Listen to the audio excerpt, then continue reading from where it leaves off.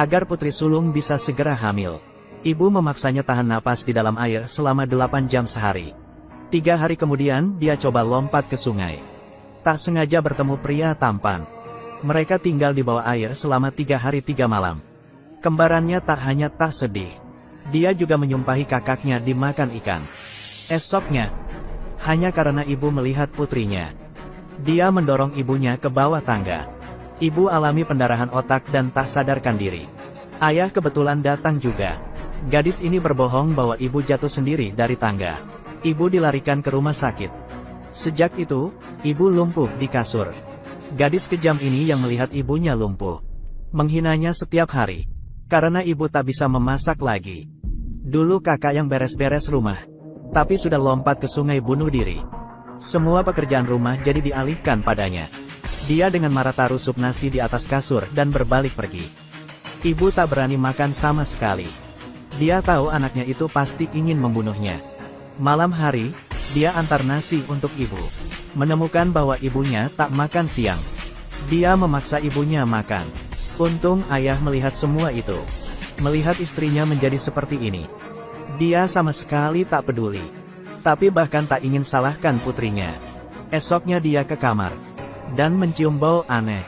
Saat dia buka selimut dan membalikan ibunya, dia menemukan bahwa ibunya mengompol.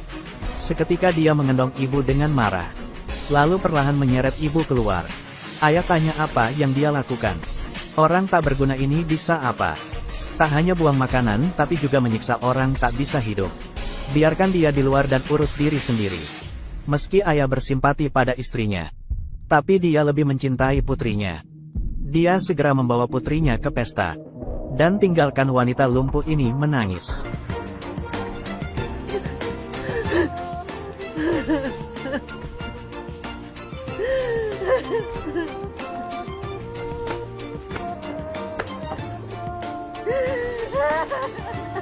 Dia terkejut setelah mengangkat sprei ibu.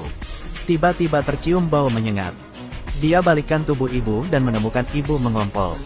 Melihat ibu yang tidak peduli ini, dia segera menyeret ibu keluar pintu. Awalnya mengira dia berbaik hati ingin membawa ibu berjemur. Rupanya dia ingin menyuruh ibu hidup sendiri di luar. Kebetulan ayah melihatnya. Meski ayah tak suka istri udiknya, tapi melihatnya lumpuh membuatnya merasa iba. Ayah marahi putrinya karena berbuat buruk. Dia tak peduli sama sekali. Ibu seperti ini hanyalah beban. Ayah marah, menariknya dan menasehatinya. Lihat ayah yang mencintainya berani memarahinya. Dia tak menyangka. Bukankah kau selalu membenci ibu? Aku baru 18 tahun. Ibu yang lumpuh sudah tak berguna. Aku tak mungkin merawatnya seumur hidup. Lihat putrinya tak berbakti. Ayah menamparnya. Tak disangka, tamparan ini membawa malapetaka. Dea pertama kali dipukul ayah. Saat itu dia segera kabur dari rumah. Di perjalanan dia melihat pacarnya yang kaya itu. Tak disangka di sebelah pacarnya ada wanita. Dia tak berkata apapun langsung menamparnya, dan terus mencoba untuk membunuh wanita itu. Pacarnya segera menamparkan untuk menyadarkannya. Kau tahu tidak dia siapa? Dia adalah putri seorang miliarder. Sekali ucapannya bisa membuatmu dipenjara. Kedepannya, kau tak perlu sebut aku ini pacarmu. Aku bahkan tak ingin wanita sepertimu angkat sepatuku. Dea yang melihat pacarnya memperlakukannya begitu. Saat pulang, dia rasa tak ingin hidup lagi. Untung diselamatkan ayah. Dia meraung sedih bahwa dirinya tak hanya ditinggalkan pacar. Kakaknya juga bunuh diri karena diganggu olehnya. Di rumah sekarang ada ibu lumpuh yang harus dirawat. Dia merasa bertahan hidup juga tak ada artinya. Ayah melihat putrinya yang sedih, memberitahunya bahwa kakaknya tak mati. Saat ini sudah menikah dengan pria yang dicintainya. Begitu mendengarnya, ekspresinya berubah. Keesokannya dia mencari kakak. Ayah mengira mereka sangat rindu karena tak bertemu setahun. Tak disangka adik yang kejam ini ingin membunuh kakaknya.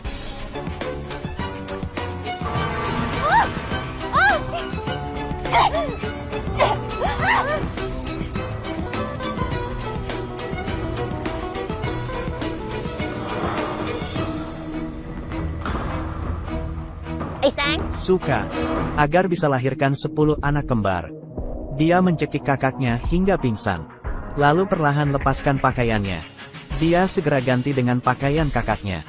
Lari ke kakak iparnya dan pura-pura jadi kakaknya. Ayah melihat dia telah melakukan semuanya.